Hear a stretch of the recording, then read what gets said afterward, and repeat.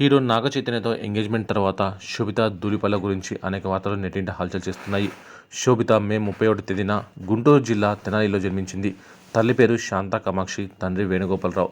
తండ్రి ఇంజనీరింగ్ కాగా తల్లి ఉపాధ్యాయురాలు. ఈ హీరోయిన్ చిన్నతనంలోనే ఫ్యామిలీ వైజాగ్కు షిఫ్ట్ అయింది. ఇక శోభిత విశాఖపట్నంలోనే లిటిల్ ఏంజల్ స్కూల్లో చదువుకుంది. డాక్టర్ అవ్వాలనే కోరిక ఉండేదట, కానీ అనుకోకుండా సినిమాల్లోకి వచ్చింది.